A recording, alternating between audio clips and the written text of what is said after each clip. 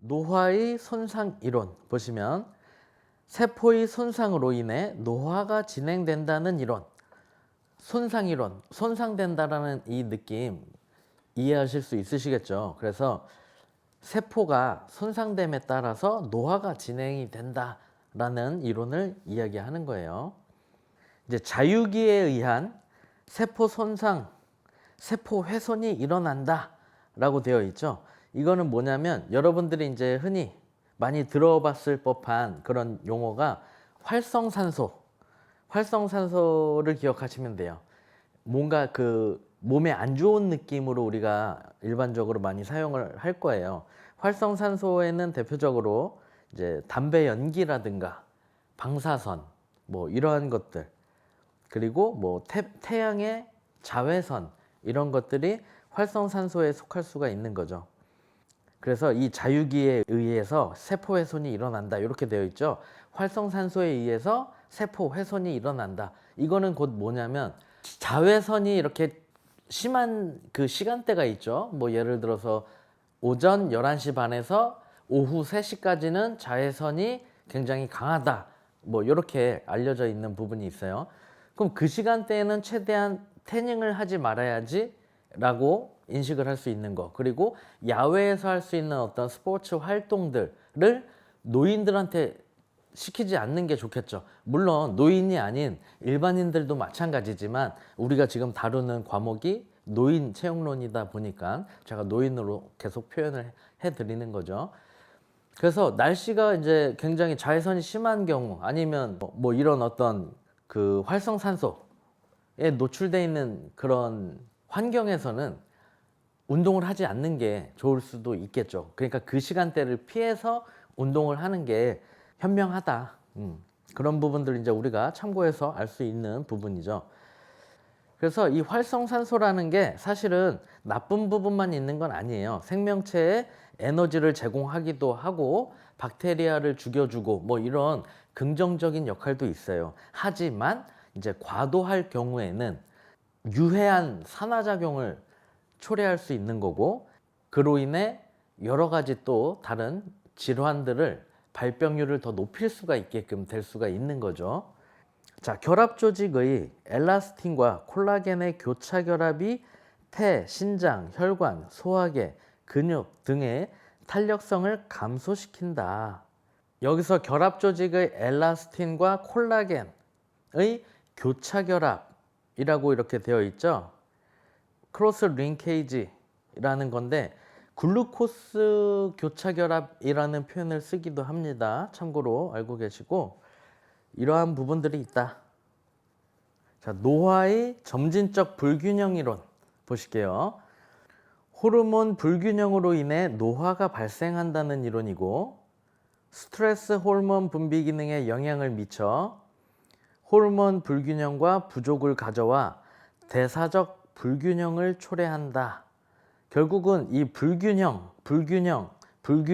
계속 들어가 있죠. 내용 보시면 이 노화의 점진적 불균형 이론, 그리고 호르몬 불균형으로 인해, 그렇죠? 그리고 호르몬 불균형과 부족을 가져와 대사적 불균형을 초래한다. 불균형이라는 단어가 계속 들어가 있죠.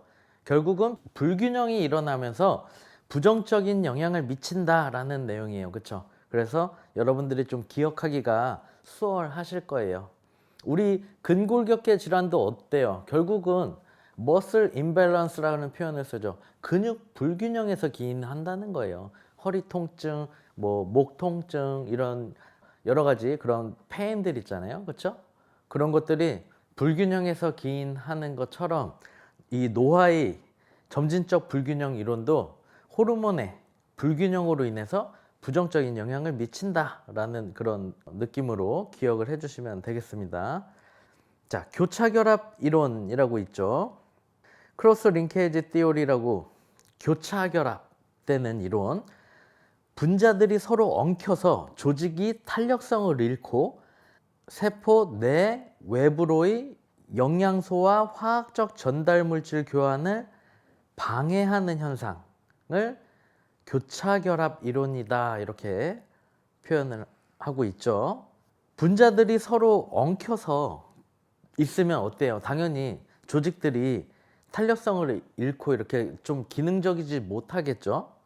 그렇기 때문에 세포 내외부로 영양소와 화학적 전달 물질 교환이 이제 잘 안 되게끔 되는 그러한 현상을 교차 결합 이론이다. 자, 사용 마모 이론. 이건 굉장히 좀 수월하게 여러분들이 딱 인지가 되실 수 있을 거예요. 마모돼서 닳는다라는 느낌 있죠? 무릎 관절도 마모돼서 닳고 뭐 이러한 것들. 보시면 신체 기관도 기계처럼 오래 사용하면 기능이 약화되고 정지되는 것처럼 점진적으로 퇴화되는 현상을 이야기한다라는 거죠.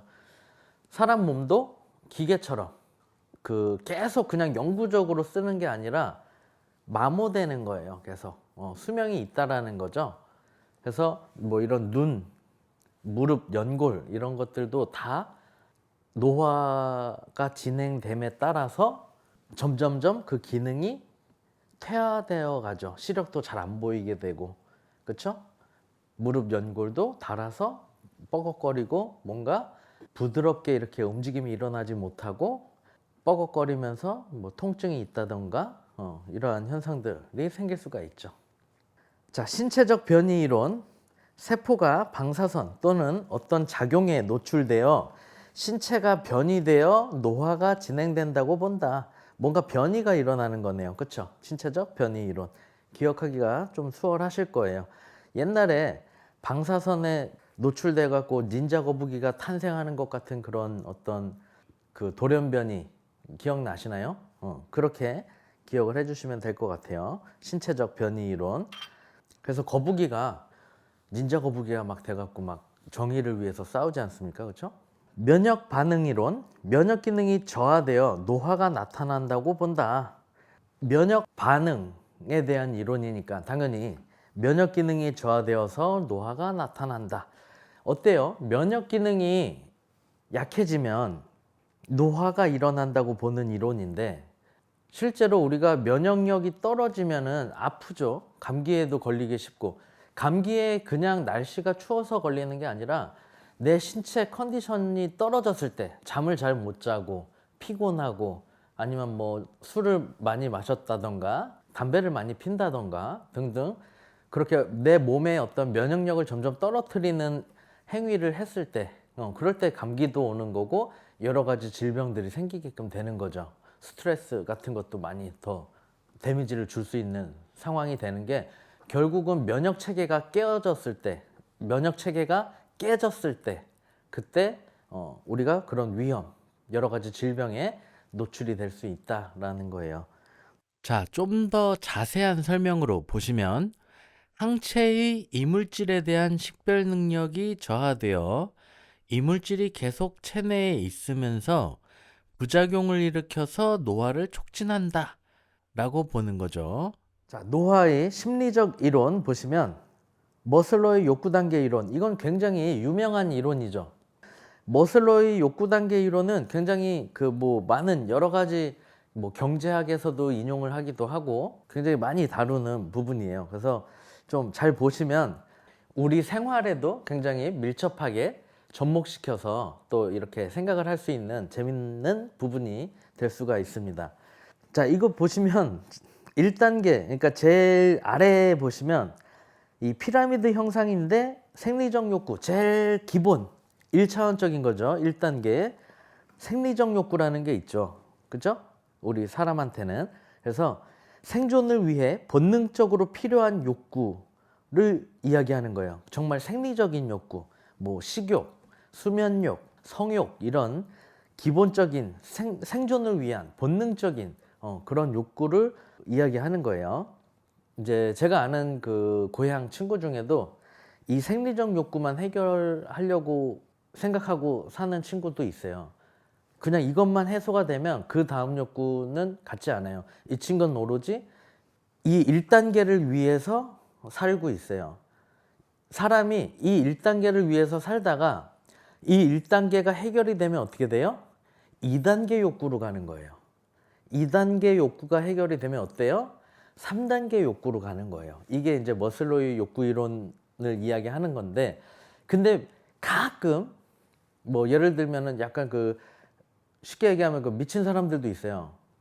1단계 욕구도 간당간당하고 이 채워지지 않는 상황에서 그냥 바로 그냥 그 꼭대기에 자아 실현의 욕구로 가는 사람들도 있어요. 약간 그 예술혼을 갖고 있는 사람들, 그런 사람들은 뭐 예를 들면 뭐 그림 그리는 그런 화가라든가 뭐 소설가라든가 이런 사람들은 밥을 안 먹으면서 그런 어떤 그 예술 활동을 하는 건 아니죠. 밥은 먹으면서 예술 활동을 하지만, 예를 들어서 일반적인 사람이 하루에 3끼를 먹으면 하루에 한 끼를 먹으면서도 예술혼을 불태우는 사람들도 있다라는 거죠.